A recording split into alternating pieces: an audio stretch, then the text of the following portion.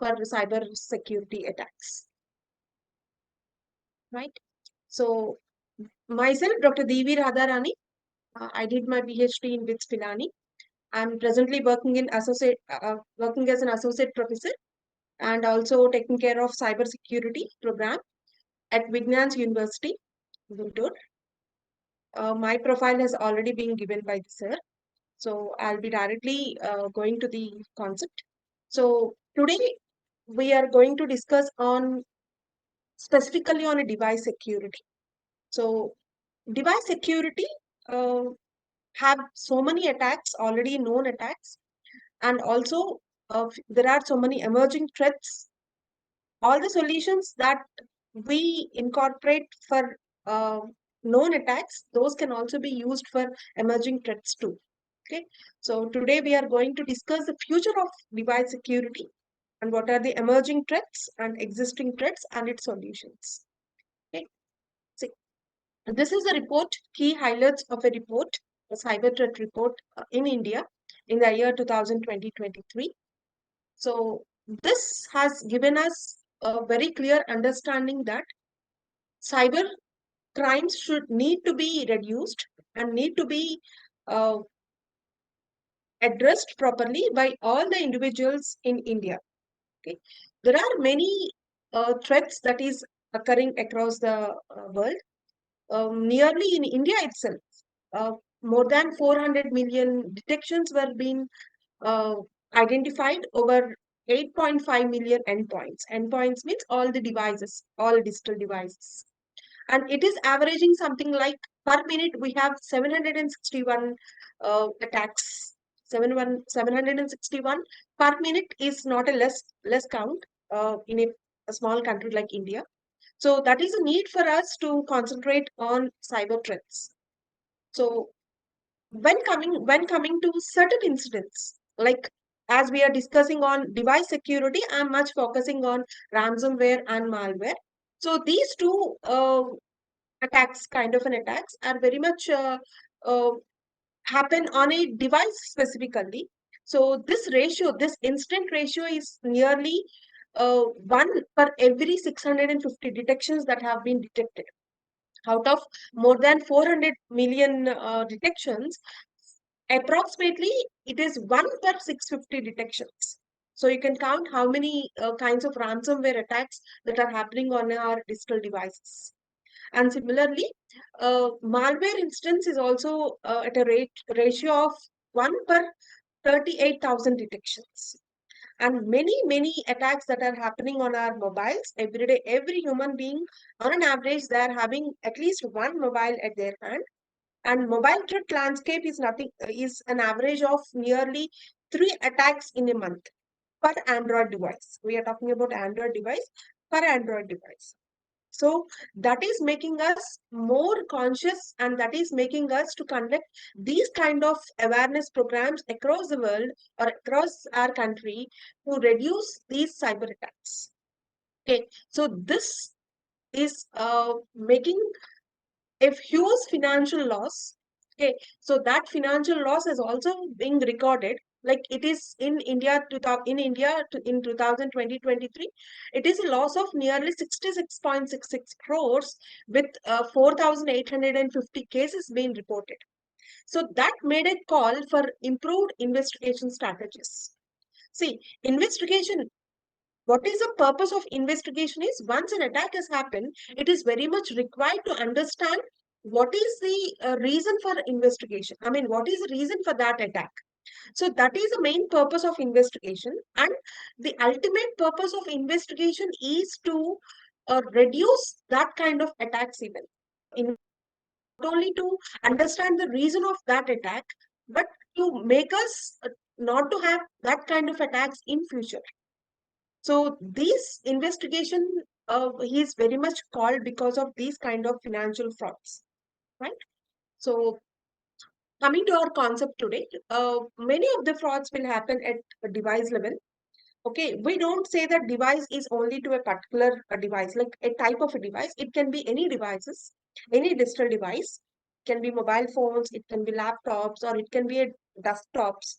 Nowadays, we are using all the devices that have been connected to internet, IoT devices, and many devices have been used in our daily life.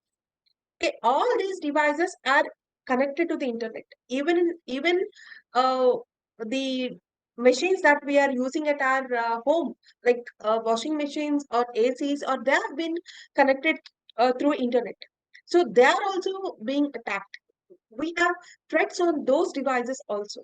So it is very much important for us to safeguard these internet connected devices and not to make I mean, not allow any kind of threats on those devices and unauthorizedly access those devices without the permission of the actual owner, right? So we are talking on that device security today.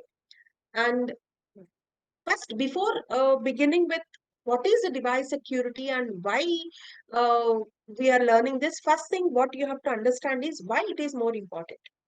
See, nowadays we are storing all our sensitive information, all our information on our mobile phones.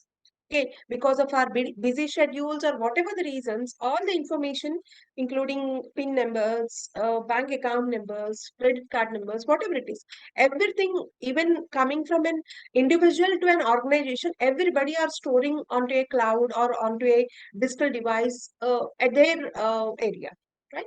So protecting this sensitive information is very important, right? If we couldn't able to save our sensitive information, that is allowing the cyber criminals to steal our personal information and ultimately stealing our financial assets also. Okay, and we should not allow them, and we should prevent them from unauthorized access. And in spite of many um, preventive measures, that there are many unknown cyber threats are also happening on our devices. So those should be mitigated properly, and we should allow, if that is the case with a business organization, we should allow them to ensure that their business continues without any kind of cyber threats on them. And at the same time, it has to uh, before providing device security, it has to compile with the legal challenges, legal requirements, and ultimately this will give us less financial loss. And finally, other than these things, this is safeguarding our national security. Okay, so because of these things, for preventing access control, I mean, for providing access control, for protecting our information, safeguarding national security, that is the main purpose of for us to discuss about device security. Okay. So device security, we don't call about device security means the device that we use at our hand. Not only it is not only a mobile device, it is not an IoT device, it is not a desktop, it is not a laptop. It is not that. Security, when we talk about a device security will spread over multiple variants. Okay, device security is not protecting the device from a theft, protecting a device from the criminals. It is not that. Okay, in the device itself, we have software that have been installed. This device is connecting over a network. It has so much of data. We are storing all our data onto the cloud. It is being connected to the internet. We are using many applications on those devices. So securing all these things is called as a device security. Okay, device security is not keeping our device safe. Device security is something like we have to in a position to secure the software. We have to be in a position to secure the network. Means the threats that are coming from the network, we have to secure those. I mean, we have to secure our device from those network attacks. The data should be secured. The sensitive data should not be revealed to the others. Mobile itself should be, as a hardware device, mobile itself should be secured enough. The data that we are storing onto a cloud should be secure. Okay, all these applications, when you are using any applications, there should not be any kind of threats that are happening through applications on our devices. All these things are very important when we talk about device security. Okay, so today I want to discuss all these things.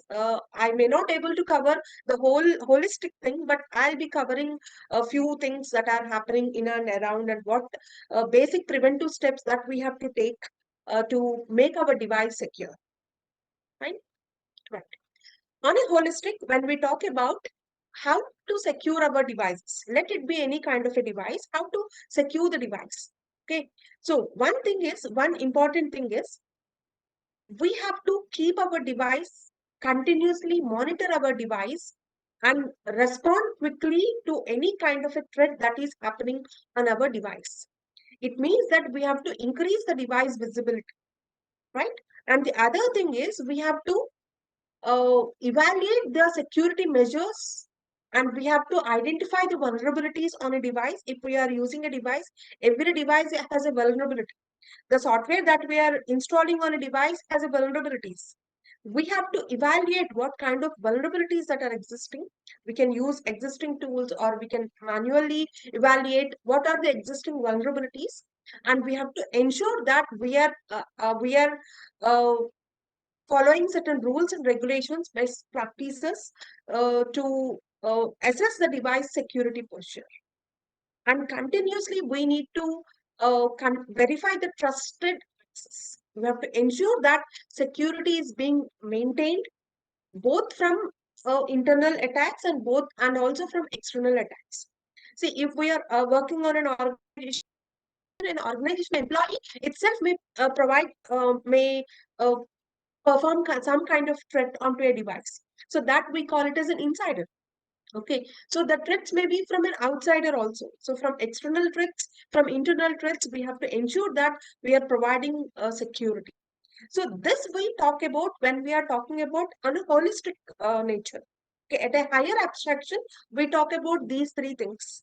Okay, we should maintain, we have to increase the device visibility, assess the device security posture, and continuously verify the trusted access. So this is at a higher level, right? And most probably when we talk about device security, we only talk about password. My device has been protected through a password. I kept a very good password. Nobody can hack my device. That password only alone will not work out. Okay, so people say that I'm not giving my name, I'm not giving my birth date as a password. I'm using different passwords for different accounts. My password is very strong with a combination of so many upper cases, lower cases. I'm frequently changing the passwords. When I'm missing the password, I'm immediately changing my passwords. These are the things we usually talk when we talk about a device security. But my point here is device security will not be happen only through passwords. Okay, so there is much more to talk about device security apart of passwords, right? Now, what are the biggest device security threats that are happening? Any device, consider any device, from where actually this security threats have been posing on the device. Okay, so what is that happening, right? So our device have so much of software being installed, so many applications have been installed. We are interacting through the network through applications only. Okay, from those applications we may get some malware, malicious code. Our device is connecting to a network. There may be some attacks from the network also. In the cyber world, cyber attacks are everywhere. We can get a security attacks also. And at least but not last, we have physical threats onto our devices also. Okay, so we'll discuss one by one, and we'll explore what are the preventive measures that we can do at our level as an individual. Okay, we are not a part of any bigger organizations. At our level, what precautionary steps that we can take when we have these kind of device security threats, right? Now, talk about malware. Malware is not a simple thing. Malware is something like it is a malicious code that have been written, that have been injected onto our devices. Okay, so those injected malicious code can be attached to the already existing programs, or it can be working individually, or it can be working by unknowingly at a stealth bridge it is working. So there are so many things onto a malware. So malware is not a small thing. So malware is Am I not audible? Anyone please respond? You're audible, ma'am. You can proceed. Yeah. Yeah. Thank you. Thank you so much. Right. Talking about virus, worms, and Trojans. See, virus, we usually talk about virus and all. So virus is something like we have already predefined programs onto our devices. So those host programs, onto those host programs, this malicious code will get attached, and that malicious code will automatically run and replicate itself and spread over to the over many devices. Worm is also something like a malicious code, but it also replicates, but it will not be attached to any kind of existing programs. Okay, for example, if we are running VLC media player, a virus can attach to VLC media player and spread it to other applications also.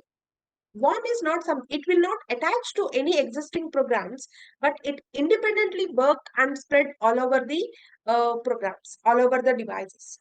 Okay, so Trojan horse is also one kind of a malware, but it will not replicate.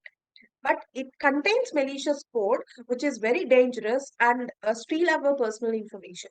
Okay, so we for that what we need to do, what we have to, how we can prevent ourselves as an individual from the virus, worms, or Trojan horses, right? See, the first thing when we talk about virus, the first thing what we have to do is we have to use a commercial antivirus softwares. If not commercial, some softwares are being available, open source. We can use antivirus softwares, and very importantly, we should not download from any unsuspicious websites. We have to trust only. We have to download only from trusted sources. Okay, and regularly update all the softwares that we are using to protect from virus, worms, and Trojan horses. Okay, so we have to install the firewalls, and whenever we have a critical systems, a critical device on our hand, those critical systems should be segmented from the original network. Means it should be detached from the original network. So that we actually call it as a network segmentation. Okay, those critical devices should be much protected, right? And apart of this, what we have to do being an individual, what we have to we have to react. Everything should, the user should have awareness. It is our responsibility, being an spread of cyberspace or cyber attacks or related to cyber security, to provide awareness to all the elderly people, children, the public, and all who are not aware of these kind of attacks. Okay, so user awareness is very important. That is the reason why we have now today. And coming to adware, spyware, and ransomware. So this is what adware is something like it displays unwanted advertisements. So by looking those advertisements, it can be on a social websites, or it can be on a browsers, or everywhere. By looking those unwanted advertisements, we often go there and click something. So those clicking those kind of advertisements definitely will steal our personal information. Okay, so that may affect our device. Those may inherently come into our device, and our device may get affected. So we should be very careful when you're clicking onto any kind of links or advertisements, opening any kind of unknown websites or anything like that. Okay, so the other thing is, when we are doing all these kind of activities, there will be one person who is monitoring secretly and collecting all our information. We don't know that we are providing the information.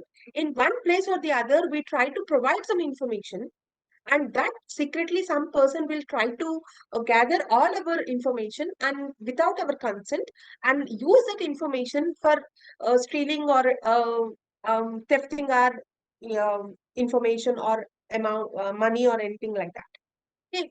And sometimes the people will come to our device, use our device and encrypt all our important data, and will demand for a ransom, means demand for a money to give the decryption key.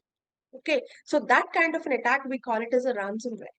Okay, all these things are very, three things are also very important to uh, be protected from devices.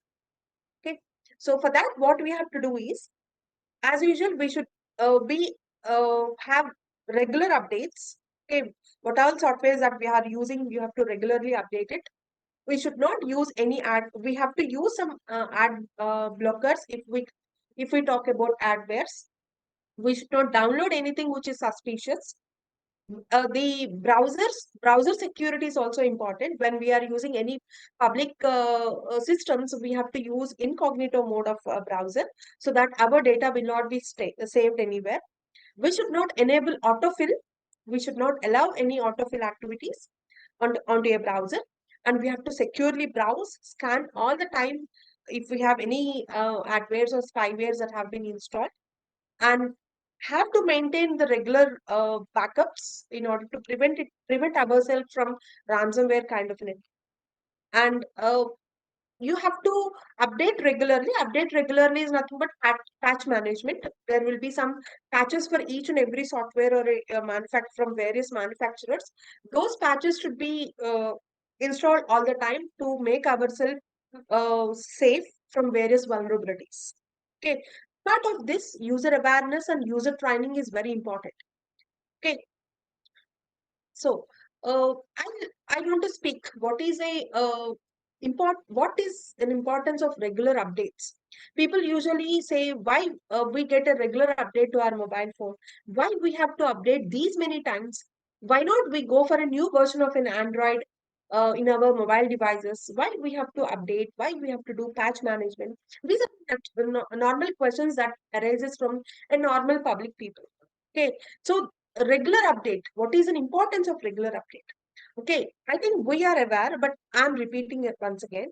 Every software that being released to the public, every software have certain vulnerabilities.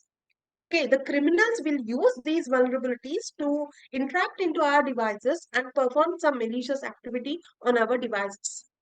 Okay, so when a new update to particular software is released, for suppose if we have 10 vulnerabilities at the beginning of any software, after a few days, the the manufacturers of or the developer of that software will remove some of the vulnerabilities, will solve some of the vulnerabilities, and release a new patch which will remove all the bugs or remove all the vulnerabilities. So, for the first time, when a new patch has been released, those 10 vulnerabilities may reduce to 8. Next time, it may reduce to 3, or next time, it may reduce to 1, something like that. So, whenever a new update is being released for any kind of a software, let it be an operating system to a normal software, okay, we have to regularly update. When you're updating, we are very much safe out of vulnerabilities. Our device performance will improve much. Our device stability will improve much. We can avoid the I mean malware that is entering into our device. Our device will be compatible to the new technologies that have been used nowadays, whatever it is coming, and we can exploit. I mean, we can protect from any kind of an exploits. Okay, all these things will allow us to uh, make our device secure. Usually, you can see this, you are getting this system update all the time. Okay, we being knowing the reason, we usually will update. Whenever we get a system update, we'll immediately update. And we also enable auto update also in our mobile phones, because we know what is that auto update. But people, what usually they do, while we are getting updates, why all the time we have to restart our mobiles and all. So for them, it should, we have to make them clear that this update will protect our device from external vulnerabilities or threats. Okay, so if we couldn't able to automatically update, we have to manually check the update, and we should not accept and we should not given access to any external applications for our personal or sensitive information like photos, medias, files, and all. Okay, so this care we have to take to stay up to date to the patches that have been released, right? And the other important thing what we have to understand is nowadays the device, most probably the majority of the device that we talk is a mobile device. Okay, that is why I'm concentrating on applications. Okay, we have to restrict the third party applications. The third party applications means we have two parties. Who are the two parties? Are the one party who have manufactured the hardware, the other party who have manufactured the software or an operating system. Okay, these two things. If we are buying a device from a Samsung store, it is a Samsung device. It is an hardware. If we are installing an Android operating system, it is an Android device. Okay, so we have these are the two parties. Hardware is one party and software is the other party. The third party is nothing but who are not related to either hardware but software. Okay, so that third party, if he is if he is developing any kind of an applications, we should not accept those third party applications. We have to install all the applications onto our device either from the hardware manufacturer like Samsung Store or either from operating system manufacturer like Play Store. Applications apart of all these two parties, we should not install anything. Okay, so it is very important for everyone to avoid ourselves from any kind of a malware. We have to take this precautionary step, right? Right. Every device nowadays have been connected to internet. Okay, so it is connected to one or the other kind of an internet. Okay, so that may be a different network providers or either whatever it is connected to a network. Okay, so we are connecting to a network through Wi-Fi or through LAN, whatever it is. Okay, it is very important for us to understand that we should not use any insecure Wi-Fi's. Okay, so you can look into this unsecured Wi-Fi's. So this is unsecured Wi-Fi. You can identify, you can go to managed wireless networks and there you can identify whether the Wi-Fi that have been in our area, in our near, is there any kind of unsecured Wi-Fi? We should not connect to unsecured Wi-Fi. If it is unsecured, okay, so there may be many kind of attack onto our device. Okay, man in middle attack. So that man in middle attack will monitor our conversations between two devices. If a Wi-Fi network is not secure, he can perform network spoofing. He can spread the malware onto our devices. And out of this, if we are providing any Wi-Fi hotspots, it is also very dangerous. So we have to make sure that we are not using unsecured Wi-Fi, right? And sniffing, we talk about sniffing also. For suppose if you are using unsecured Wi-Fi, okay, so it means that like if we are going to any places like railway stations, airports, or any restaurants or anything, if they are providing any unsecured Wi-Fi, then we should not connect to such kind of Wi-Fi's. If we connect to Wi-Fi and access our personal data, access our private online accounts, the attackers will access our data that is sent over this unsecured Wi-Fi, and then they can know our credentials, account credentials, and store our information, and ultimately they can be using that information to steal our money even. Okay, so we should not use unsecured password and perform sniffing. So for that, how we can protect ourselves? We should not use unsecured Wi-Fi. We have to use only HTTP websites, not sorry, we have to use only HTTPS websites. We should not log into any HTTP sites. Okay, and we should not ignore any browser warnings that we come. See, this kind of an warning will we usually look in so many browsers. Okay, so but we don't bother about this, and we simply go to advanced and we go even though it is not secure, we enter into the network. Okay, so it clearly warning us if you are using this kind of a connection, your personal information can be attacked. Okay, so even though we get this kind of warnings, we reject that and we go into the network because of in a busy schedule or whatever it is. So we should be very careful when you are using any unsecured network. Okay, so we can clearly in the browser itself, we can clearly look like this. It is not secure. We are not using HTTPS. We are using HTTP. So this connection is not secure. We are getting this, that there is no valid certificate validating that it is secure. So we should, in these cases, we have to use VPNs if possible. If it is public Wi-Fi, we can use VPNs, and we can browse the network if it is very urgent, right? Now, coming to smoothing, like, see, something like, nowadays we have so many kinds of an attacks. Like, people will interact with us so many times as if they are not an intruder. So they talk as if they know well. They ping us through emails. They ping us through messages. Mm, They pretend that they are very trustworthy, and pretending themselves as a trustworthy, and they try to gather our personal information. So if any person do that, either through emails, or either through calling over phone, or either through a messages, or either through website, okay, so we don't feel that it is an wrong website. We feel that it is a correct website, and we try to give our information onto your websites. Okay, they pretend that their IP address is correct. Okay, so, and they, what is that ultimately they do is they steal the information or money by accessing the individual computer or smartphones or whatever the device that we are trying to connect to them. Okay, so this kind of an attack, we have to prevent ourselves from this kind of an attacks. Okay, so we have to clearly identify, okay, what is a mail address? Is that mail address trusted? Okay, it looks like it is a similar mail address, but we have to clearly understand whether he is properly using the mail address or not.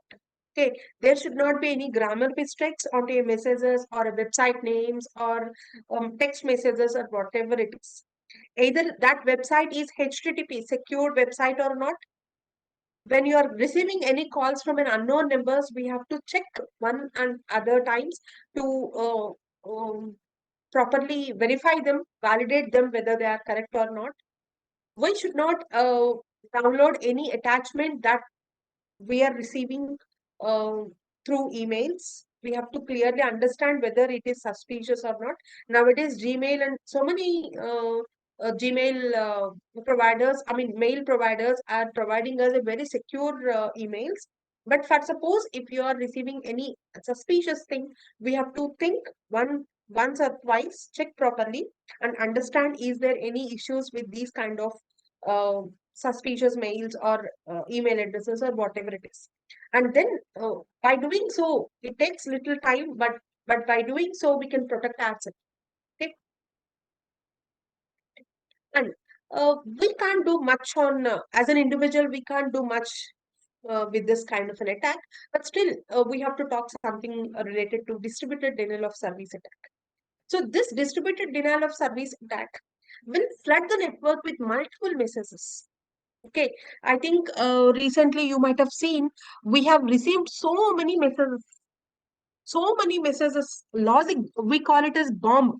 They have released some bomb. Okay, so many messages. They are sending so many messages. We are receiving multiple OTPs into our mobile phone. Okay, so it is nothing but they are trying to make that service make that service to not to work, right? So they, instead of legitimate messages, they are sending some fake messages, flooding the network or a website or the server with multiple messages and making that server busy so that it cannot address the legitimate requests. Okay, so how we can understand that a denial of service kind of attack has happened? Okay, so how can we understand that this an issue, right? So when we are accessing any website or when you are accessing any server, the access of that server will, the speed of that server access will be very slow. We are not able to access a specific website because of multiple requests. Okay, so frequently the internet is getting disconnected. Okay, though some websites we couldn't able to access all the time. there are many messages onto our device, either through email or either through a text messages. We are receiving excessive amount of messages. All these are all warning signs for DD voice attack. Okay, in a real world also there are many DD voice attacks on onto a file server or mail servers. Okay, as an individual, what we can do is we have to protect IP address. We should have a static IPs, not dynamic IPs. If we suspect the network, we have to use VPNs. We should be very careful about phishing. If there is a phishing kind of an attack, if we suppose there is a phishing activity that happened, we have to know how to report that phishing attack and update the applications and security softwares that we are using. Either it can be antivirus software or either it can be intrusion detection system tools or whatever it is. Okay, we have to update all these all the time, and we have to make the system secure, right? Now that our device is very much connected to multiple donors, like multiple devices, so many are interacting remotely onto the network, right? So uh, we are we are facing so many issues with all this, right? That making ourselves visible to the cyberspace, allowing we are making ourselves uh, prone to cyber security threats. Okay, there are phishing mails. They are using our psychologically. They are making us to reveal our personal information and do social engineering kind of an attack. And nowadays, crypto currency is making it is becoming very popular, and people are using our resources to do mining kind of an activities. Okay, and they are pulling up resources from various sources and trying to perform crypto mining and giving us a kind of an attack called as cryptozac. Okay, so we look into that. See, when we talk about phishing, phishing is phishing. We have to understand very clearly what is a phishing mail and what is a spam mail. Okay, most of the mails will move to spam folder automatically, uh, but some mails will receive on way inbox. So those inbox mails, we should not simply throw that saying that it is a spam mail. Okay, we should clearly understand.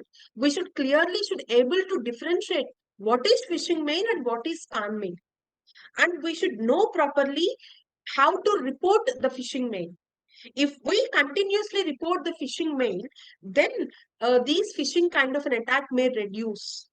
Okay, so how to identify that a mail is a phishing mail? Okay, so phishing mail will request our personal information. The sender of that mail will be sent specifically to a specific group. Okay, it is not sent to a multiple people, it is sent to a specific group of people. Okay, it contains some malicious activities, I mean malicious attachments. It has a malicious link also. Okay, and those links will forward you will get back to some fake websites or malicious websites. Okay, and these kind of mails should be properly reported. If we don't report it and we feel that if those are all spam mails, they may able to uh, repeat continuously onto our and we get affected, and also subsequently the others also get affected.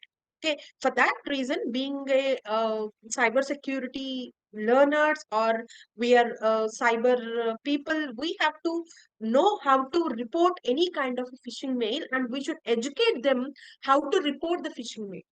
Okay, so phishing mail we can prevent in multiple ways. Okay, we can use so many things to prevent, but prevention is will not work out. Okay, it will work out. So I don't say it will not completely work out. So very importantly is we should know how to report the phishing mails. Okay, so in the Gmail, if we open a mail, if we feel that that mail is a phishing mail, onto the right corner, you will be having this kind of a symbol. So you can there, if you click there, you can see a Dropbox. In that Dropbox, you have an option called as report phishing. If you feel that a mail is a phishing mail, you report that mail as a phishing mail. Okay, so if many people try to report the mail as a phishing mail, there may be a scope for reduction of the phishing attacks onto our devices. Okay, so for that we can prevent that phishing. We can regularly update it. We should not click anything which is suspicious. We can block the pop-ups. We can use firewalls. All these things we can use. Okay, apart of that, we are clever using these preventive measures, and criminals are more cleverer than us. Okay, obviously when they are very much clever than us, they try to continue phishing attack. So what is that we can do is we have to report phishing properly, right? Now, phishing have multiple variants. Phishing may be through mail. So if it is through mail, we call it as a phishing. Phishing may be through telephonic call. Okay, so if it is through telephone call, they are calling for a specific mail ID. They'll ask us for personal information. They steal our personal legitimate information, and they call with our name, and they call with our profession, and they ask our personal information as if they are from a bank people or something else. Okay, and we give our sensitive information, and that sensitive information they use for financial theft or anything like that. Okay, so that we call it as a phishing. And if it is through messages, if it is through text messages, it can be an app messages like WhatsApp or Instagram messages, or it can be a textual messages. If you are getting any such kind of messages, we should not click on those suspicious links over an attachments. Okay, you should be very secure from those kind of an attack. If it is through messages, that attack we usually call it as it is smishing attack. Okay, whatever it is, we have to protect from all this phishing, wishing, and mishing attacks. Okay, we should not reveal any kind of personal information. We should not click any suspicious links. We should always check for the phone numbers. We have certain application nowadays like Truecallers. Uh, we can check their registered numbers. Okay, we should enforce a zero trust policy. We should not trust anybody. Okay, even though their name and profession is known to us, we should not reveal our personal information. Okay, the main protection against these kind of phishing attack is not sharing our personal information to anyone. And importantly, we have to protect, we should be able to report any kind of phishings. Okay, next kind of a cyber activity nowadays, which is becoming very popular, is social engineering attack. Okay, so this social engineering attack means they build up a trust between us. Okay, an attacker who is performing an attack, a social engineer, he's trying to establish a trust with us as if he's a legitimate user, legitimate person. Okay, and gather all our information from various sources. Okay, and with that information, he performs some kind of attack, and we'll becoming the victims. Okay, so we have to be aware that we should not do such things every time, whether we are calling, whether we are getting a call, or whether you are accessing any website, or whether you are getting any messages. Everywhere we should verify proper source from where our personal information is being asked. Nowadays everybody are warning us from bankers will not call us, no bank employee will call and ask for OTP. The websites like TDT, Shirdi, all the websites are warning us, when you are using, we don't ask your personal information, we don't ask your banking information, keep the bank details secure, don't make it autofill. All these instructions everybody are given, we have to follow, we should not ignore them. Okay, we have to follow properly, educate ourselves, educate our elderlies, educate the children, educate the public who are not aware of these kind of social engineering attack. We have to use a strong password. Our name should not be the password. Our birth date will not should not be as a part of password. When we are storing the password, when you are writing a password onto a book or onto a Google Keep or anything, we have to store it with using some kind of decoding kind of a thing, and we have to store properly. We should not use any kind of uh, enter into a network with unsecured Wi-Fi or anything like that. Okay, we have to properly update all the softwares or regularly backup all the things and keep ourselves protected. Okay, right. So why I'm trying to do is out of my talk, I want to make you people to do some activity. I mean, activity means protect ourselves from some kind of data leaks. Okay, so this have reported in October 2023. Other data leak. This is the highest data leak in India, which have sold all our Aadhaar details to the dark web. Okay, nearly 81.5 crore Indians' data uh, has been hacked or has been leaked to the into dark web. Dark web means an intruders. Okay, so how the people got our other information? Okay, so this report is in the year 2021, May 25th.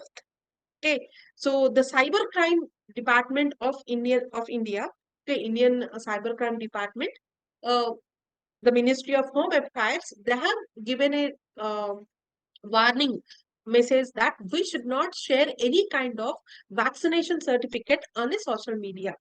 But still, we taking the COVID vaccination, we have advertised ourselves that we have taken vaccination by showing our vaccination certificate onto a social media. Either it can be WhatsApp or either it can be Instagrams or whatever it is. We have shown our uh, vaccination certificate. Okay, so in the year 2021 itself, the Ministry of Home Affairs have warned us not to share our vaccination certificate, but still we have done. And ultimately, what happened in the year 2023? All our Aadhaar details have been leaked because of this. This has been done on CoWIN website. We have uploaded all our information onto a CoWIN website, and from there, that our data has been leaked. Okay, so this is the biggest identity theft that has happened in India. Okay, so for that, what precautionary steps that we can do? Okay, we can go to our personal Aadhaar website. We can log in with your Aadhaar number, and in the Aadhaar services column, we can go and we can lock our biometrics.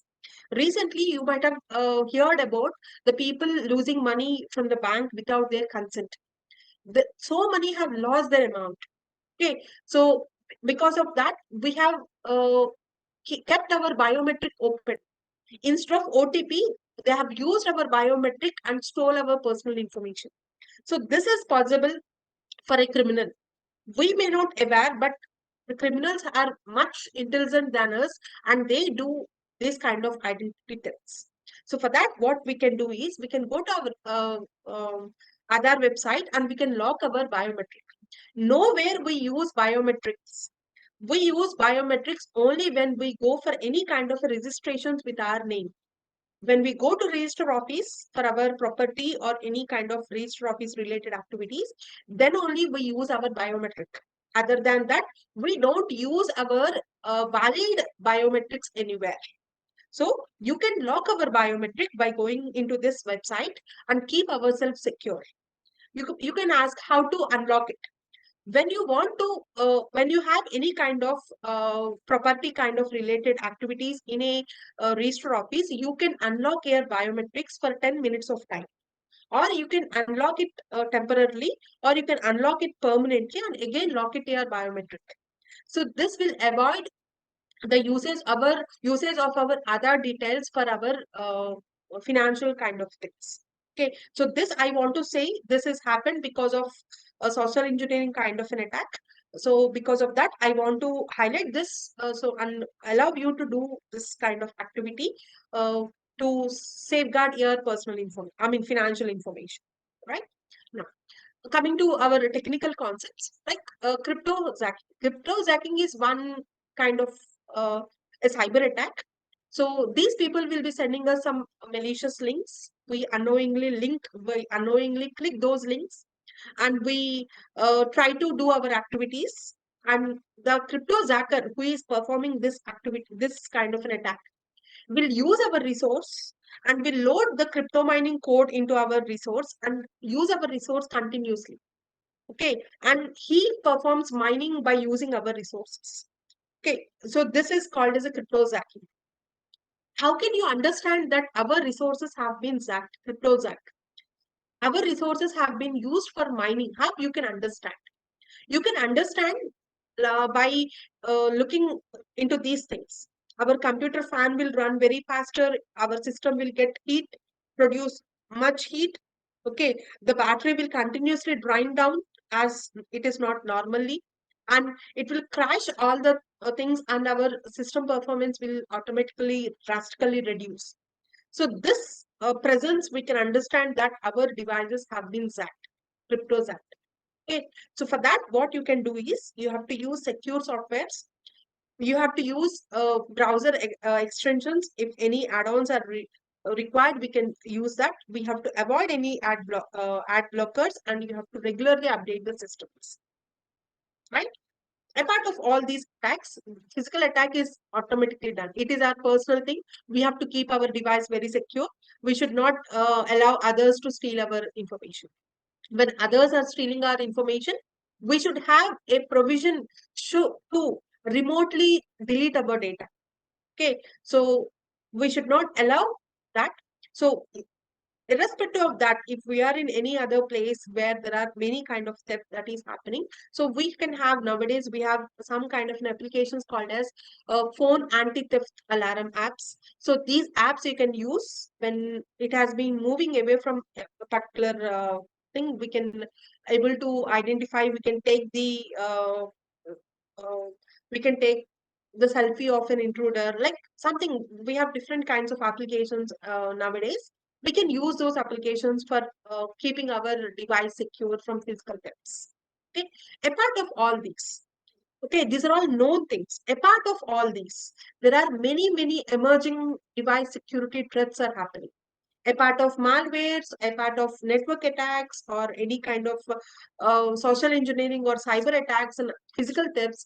There are many emerging security threats that are happening nowadays. Okay, there are new technologies. Okay, many technologies are coming into the picture. There are many technologies working on. The people are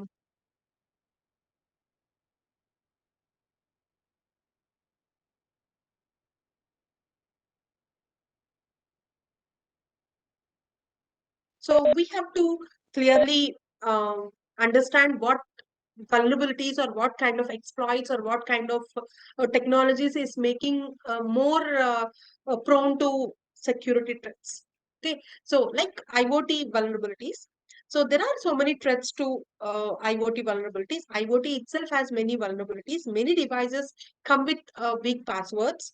IoT devices will are lacking regular security updates, and some IoT devices have been compromised for large scale attacks and all. So we have to have some mitigation strategies, like we have to use strong authentication passwords, and you have to regularly update it, and you have to isolate all these IoT devices on a separate network segment to limit the impact of compromised devices or something like that. Okay, and because of increased attack surface of 5G, there are many vulnerabilities. There are many entry points due to expansion of 5G networks. Okay, there is a greater potential for data interpretation and manipulation also. So because of those threats, we have to enhance the encryption methods. We have to use strong encryption protocols to protect the data, and we have to implement security measures specific to a network slices or anything like that, and monitor the 5G network for unusual activities or any potential threats. And because of machine learning exploits or AI exploits, manipulating AI systems with any kind of an input, we'll have some kind of an attacks called as adversarial attacks. Okay, using AI to create any fraudulent audio or video. We have a technology called as deep fake technologies. So those are all many threats that may occur in future. Okay, so for that, we have to have a robust training. We should have certain tools to detect and verify the authenticity of the audio and video contents. And we have to have a proper framework to ensure that ethical and securely we are using AI things, AI kind of tools. And